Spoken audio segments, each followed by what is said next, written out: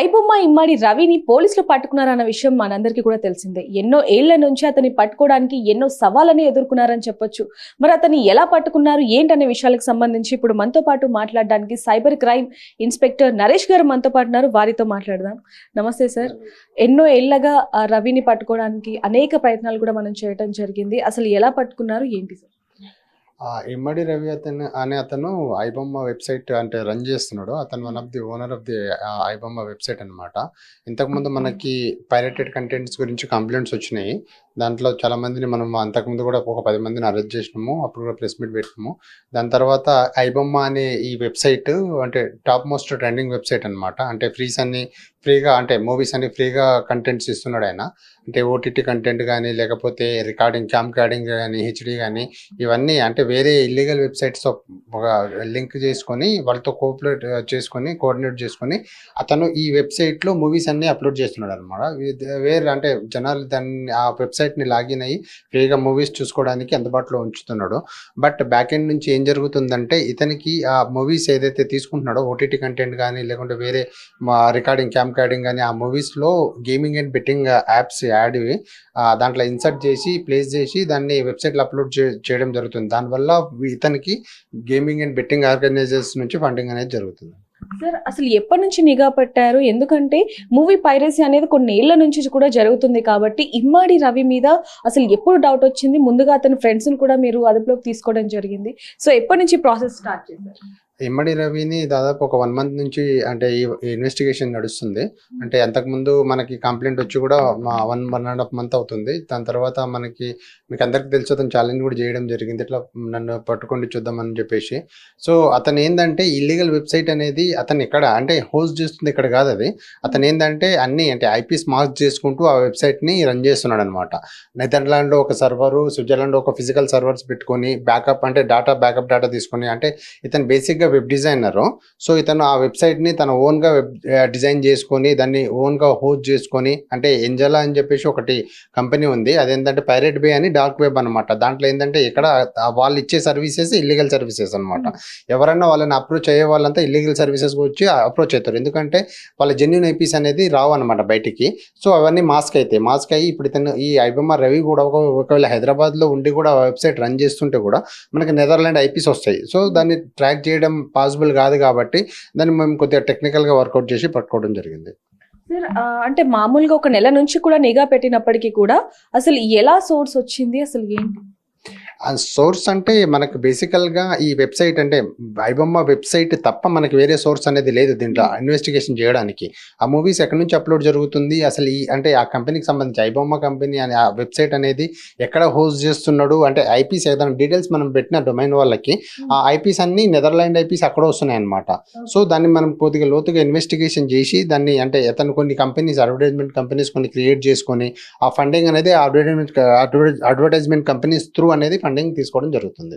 అక్కడ sir only movies ఒకటే upload చేయడం కాకుండా పైరసీ చేయడం కాకుండా బెట్టింగ్ యాప్స్ ని కూడా ప్రమోట్ చేస్తున్నట్టుగా మనకి ఈజీగా తెలుస్తుంది. ఎందుకంటే ఐబొమ్మ కానీ బెప్పం కానీ మూవీ ఒకటి ఓపెన్ చేస్తుంటే అక్కడ ఈజీగా వేరే యాప్ రావటం లేకపోతే బెట్టింగ్ యాప్స్ కి సంబంధించి ఇవి వస్తున్నాయి. కాబట్టి దీనికి సంబంధించి రవితో మాట్లాడినప్పుడు ఏం చెప్తున్నారు? అంటే రవికి ఏంటంటే ఈ మూవీస్ అప్లోడ్ చేయడం వల్ల అంటే మామూలుగా అందరు అనుకుంటున్నారు ఫ్రీ కంటెంట్ ఇస్తున్నాడు కాబట్టి ఆ వెబ్సైట్ పాపులర్ అయిందని. కంటెంట్ ఫ్రీగానే ఇస్తున్నాడు కానీ దాంట్లో అతనిది సెల్ఫ్గా అంటే ఫైనాన్షియల్గా బెనిఫిట్ జరుగుతుంది కాబట్టి ఆయన ఇండివిజువల్గా. సో అతను ఆ మూవీస్ అనేది అప్లోడ్ చేస్తున్నాడు. ఆ మూవీస్ అనేది ఏదైతే కంటెంట్ తీసుకుని ఆయన ఇల్లీగల్గా ఓటీటీ కంటెంట్ కానీ క్యామ్ రికార్డింగ్ కానీ వేరే వెబ్సైట్ల త్రూ కోఆర్డినేట్ అయ్యి తీసుకోవడం జరుగుతుంది కాబట్టి ఆ కంటెంట్లో ఏంటంటే ఇతను గేమింగ్ అండ్ బెట్టింగ్ 1win అని ఒకటి ఉంటుందండి, 1xBet అనేది ఉంటుంది. ఏంటంటే ఇది ఎక్కువగా అంటే మా పాపులర్ గేమింగ్ వెబ్సైట్ అనమాట. సో అప్లికేషన్ అండ్ వెబ్సైట్ కూడా ఉంది వాళ్ళకి. సో ఇతన్ని అప్రోచ్ అయ్యి వాళ్ళు వీళ్ళ సర్వీసెస్ తీసుకుంటున్నారు అనమాట. ఈయన అప్లోడ్ చేసే మూవీస్లో ఇన్ బిట్వీన్ అనమాట. మూవీ చూస్తుంటే ఇన్ బిట్వీన్ ఈ యాడ్స్ అనేది ప్లే అవుతాయి. దానికి ఏంటంటే చాలా మంది గేమింగ్ అండ్ బెట్టింగ్కి అలవాటు అయ్యి అంటే తన దగ్గర డబ్బులు లేకుండా వేరే దగ్గర నుంచి క్రెడిట్ తీసుకుని మరి అంటే డబ్బులు వస్తాయని చెప్పి ఆ భ్రమలో ఆడడం జరుగుతుంది. చాలా మంది డబ్బులు పోగొట్టుకోవడం జరుగుతుంది. ప్లస్ దానివల్ల సూసైడ్లు కూడా చాలా మంది చేసుకోవడం జరుగుతుంది. ఇంకొకటి ఏంటంటే ఈ గేమింగ్ అండ్ బెట్టింగ్ వెబ్సైట్స్ ఎప్పుడైతే ఆ అప్లికేషన్ డౌన్లోడ్ చేస్తామో మనం, దాంతోపాటు బ్యాక్ ఎండ్లో ఏపీకే ఫైల్ కూడా డౌన్లోడ్ అవుతుంది. దానివల్ల ఏంటంటే ఇండివిజువల్ది డేటా అనేది బ్రీచ్ అవుతుంది. ఆ డేటా వల్ల ఆ డేటా వేరే వాళ్ళకి ఇచ్చి దాంతో డిజిటల్ అరెస్ట్ కానీ ఈ వేరే సైబర్ ఫ్రాడ్స్ ఉంటాయి కదా, ట్రేడింగ్ ఫ్రాడ్ కానీ, ఇన్వెస్ట్మెంట్ ఫ్రాడ్ కానీ, OTP, credit card, debit card, matrimonial fraud, insurance fraud, చాలా రకాల ఫ్రాడ్స్ అనేది మన డేటా అంటే జనాల డేటా వాళ్ళ దగ్గర పోవడం వల్లనే వాళ్ళు జనాలకి అంటే ప్రజలకి ఫోన్ చేసి ఇండ్యూల్ చేయడం కానీ చీట్ చేయడం కానీ జరుగుతుందండి. సరే, ఇక్కడ కుక్కట్పల్లికి వచ్చాడన్న విషయం ఎప్పుడు తెలిసింది? అసలు మీరు వెళ్ళినప్పుడు అతను ఎలాంటి పరిస్థితిలో ఉన్నాడు, ఏంటి అసలు? అతనికి మ్యారేజ్ అయింది, డివోర్స్ అయింది. అతను ఇండివిజువల్గా ఉంటున్నాడు. మనకి ఆ రెయిన్బో విస్టాలో ఒక ఫ్లాట్ కొనుక్కున్నాడు అండి, అది ఓన్ ఫ్లాట్ అంది. కొన్ని ఇయర్స్ బ్యాక్ కొనుక్కున్నాడు. దాంట్లోనే అతను ఒంటరిగానే ఉంటున్నాడు అనమాట. అతను ఇక్కడ స్టే చేయడు. ఆయన వేరే కంట్రీస్ కంటే చాలా డిఫరెంట్ కంట్రీస్ కంటే యూఎస్ఏ కానీ, సింగపూర్ కానీ, నెదర్లాండ్, ఆయన ఇప్పుడు Indian citizen, no more Indian citizen, is no more Indian citizen అనమాట. అతను రినౌన్స్ చేశాడు. ఇక్కడ ఇండియన్ పాస్పోర్ట్ని సబ్మిట్ చేసి సరెండర్ చేసేసినాడు. అక్కడ అంటే కరేబియన్ ఐలాండ్లో అక్కడ అంటే సెయింట్ కిట్స్ నేవీస్ అని చెప్పేసి ఆ కంట్రీ, అక్కడ సిటిజన్ తీసుకుని 2022 నుంచి అక్కడే ఉన్నాడు అనమాట. అని వేరే రీజన్స్ వల్ల హైదరాబాద్ రావడం జరిగింది. దానివల్ల మనం ట్రాక్ చేసి పట్టుకోగలిగాం. సార్, ఆ కుక్కట్పల్లిలోకి వెళ్ళిన తర్వాత అసలు ఐబొమ్మ గురించి అంటే ఆ మూవీ పైరసీ గురించి కాదు మీరు వచ్చింది అన్నట్టు కూడా కొన్ని వార్తల్లో వినడం జరిగింది. అసలు మీరు వెళ్ళిన తర్వాత అక్కడ సిచ్యువేషన్ ఎలా ఉంది, అసలు ఎలా ఫేస్ చేశారు? ఇదంతా అంటే ఈ అప్లికేషన్ అంతా ఆన్లైనేనండి. దాంట్లో ఫిజికల్గా మన దగ్గర ఇండియాలో సర్వర్స్ ఏం లేవు అతని దగ్గర. ఓన్లీ బ్యాకప్ డేటా మాత్రమే స్టోర్ చేసుకున్నాడు హార్డ్ డిస్క్లలో. అంతే తప్ప అతనికి ఇక్కడ ఏం లేదు, అంతా ఆన్లైన్లోనే. మూవీ అప్లోడ్ చేయడం కూడా ఆన్లైన్. ఎఫ్టీపీ ఫైల్ అని ఒకటి ఉంటుంది, ఫైల్ ట్రాన్స్ఫర్ ప్రోటోకాల్ అని. దాంట్లోనే మూవీ అప్లోడ్ చేస్తే ఆటోమేటిక్గా అది వెబ్సైట్లో అప్లోడ్ అయిపోతుంది. అతనికి ఇక్కడ ఎగ్జిస్టెన్స్ ఏమి ఉండదు. జస్ట్ ఆయన అంటే ల్యాప్టాప్స్ కొన్ని ఉన్నాయి, ల్యాప్టాప్స్ త్రూ వర్క్ చేసుకుంటాడు. దాన్ని మాత్రమే అంటే ఫిజికల్ సర్వర్ ఇక్కడ ఏమీ లేదు కాబట్టి, ఆయన ఐపీస్ కూడా ఐడెంటిటీ కూడా అన్ని చేశాడు కాబట్టి అతన్ని ఎవరు పట్టుకోలేరు అనేది ఆయన ధైర్యం. మీరే ఫస్ట్ కుక్కట్పల్లికి వెళ్ళటం జరిగింది. సో అక్కడ మీరు వెళ్ళంగానే అసలు ఎలాంటి సిచ్యువేషన్ ఉంది, ఏంటి అసలు ఎలా ఉన్నాడు అతను? అంటే అక్కడ అప్పుడే రావడం జరిగింది ఫ్రాన్స్ నుంచి. సో అతను ఏంటంటే ఒంటరిగా ఉంటాడు కాబట్టి చాలాసేపు తలుపు తీయకపోవడం జరిగింది.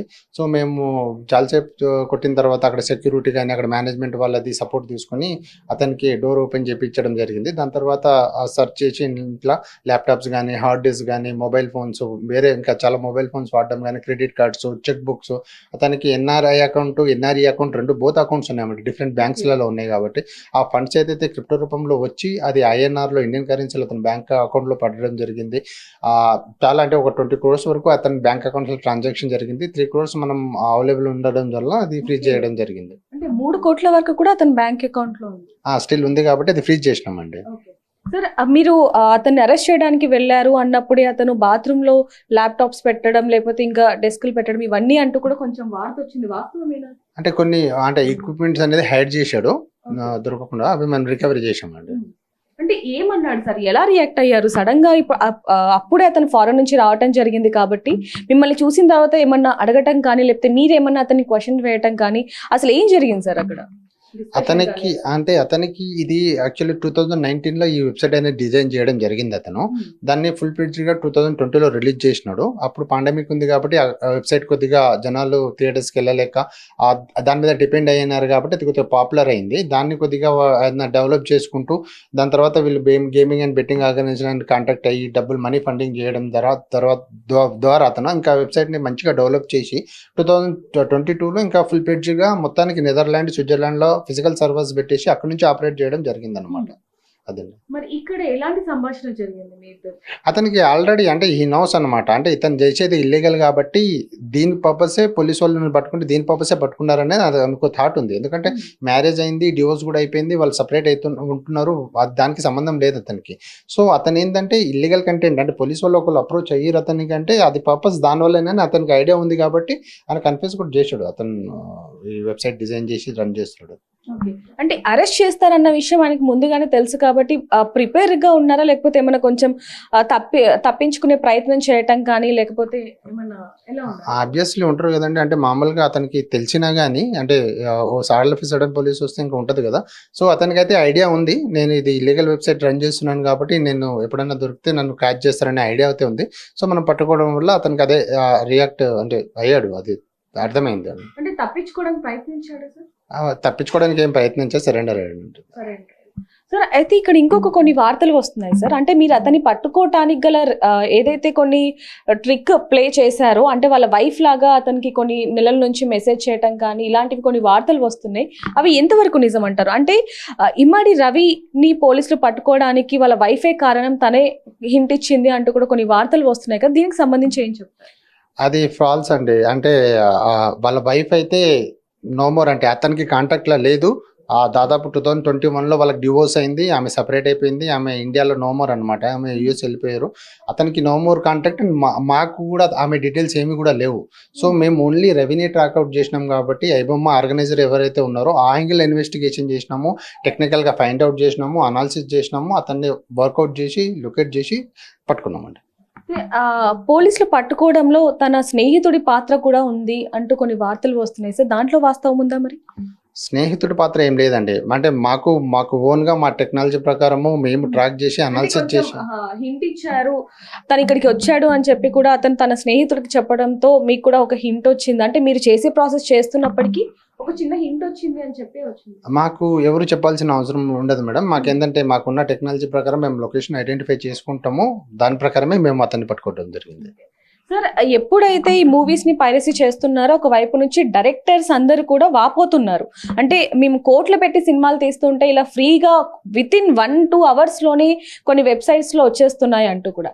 అయితే దీనికి సంబంధించి కేవలం బెప్పం కానీ ఐబొమ్మ కాకుండా ఇంకా వేరే వెబ్సైట్స్ కూడా ఉన్నాయి కానీ దాని మీద ఎవరు కూడా రియాక్ట్ అవ్వట్లేదు. కేవలం ఐబొమ్మ ఈ రవి మీదనే ఎందుకు ఇంత ఇది చేస్తున్నారు అంటూ కూడా జనాల నుంచి వస్తున్న క్వశ్చన్స్ కి మీరు ఏం చెప్తారు?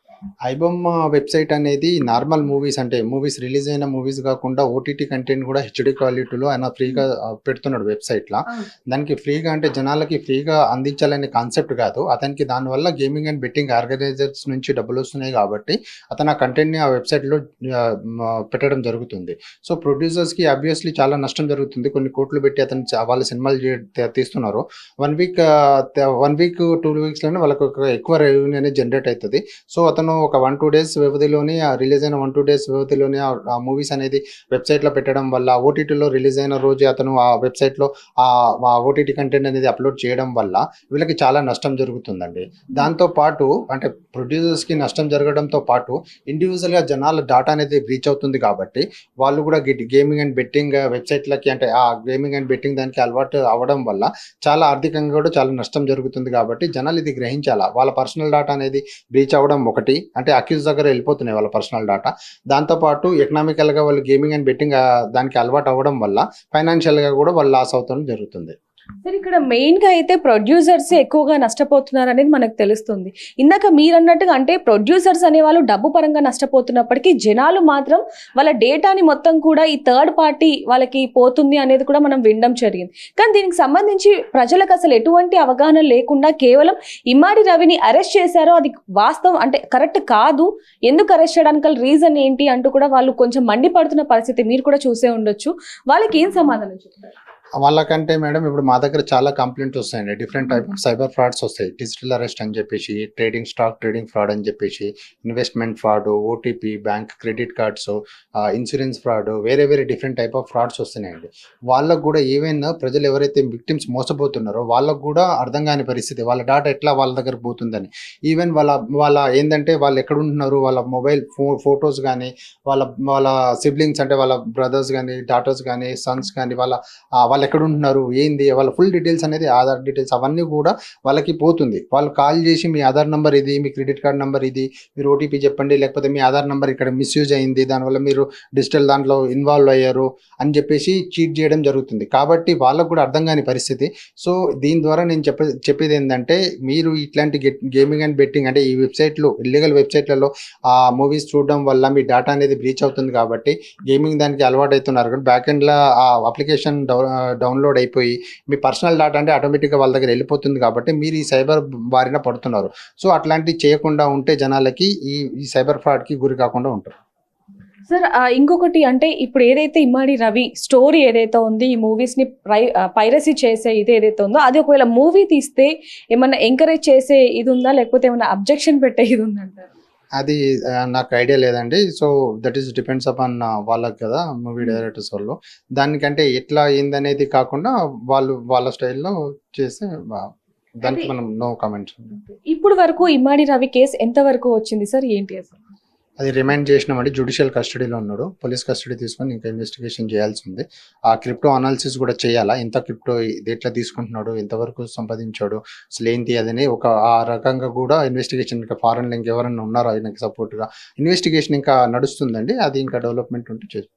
సార్ 2 రోజుల క్రితం కూడా ఒక మెసేజ్ రావటం జరిగింది ఐబొమ్మలో, అంటే ఇమ్మాడి రవియే కాకుండా ఇంకొక వ్యక్తి కూడా ఇందులో ఇంకా ఉన్నారు అనేది కూడా కొన్ని వస్తూ ఉన్నాయి, దాంట్లో వాస్తవం ఉంది అంటారు? ఐబొమ్మ వెబ్సైట్కి సంబంధించి ఇతనే హోల్ అండ్ సోల్ ఓనర్ అండి, వన్ మ్యాన్ ఆర్మీ టైప్లో. సో ఇతనికి ఎవరన్నా అక్కడ అంటే ఇప్పుడు ఆయన అక్కడ ఉన్నాడు కాబట్టి సెంట్ కిట్స్ నేవీస్ దగ్గర అతనికి ఎవరన్నా అక్కడ బ్యాక్ ఎండ్లో అసిస్ట్ చేయొచ్చు, బట్ హోల్ అండ్ సోల్ అయితే ఇతనేనండి. వాళ్ళని కూడా పట్టుకునే అవకాశం ఏమన్నా ఉంది? ఇన్వెస్టిగేషన్లో వస్తే వాళ్ళని కూడా పట్టుకుంటాం, నో ప్రాబ్లం. సార్ చాలా మంది కూడా మూవీ పైరసీని సపోర్ట్ చేస్తున్నారు కాబట్టి వాళ్ళకి చివరిగా ఏం చెప్తారు?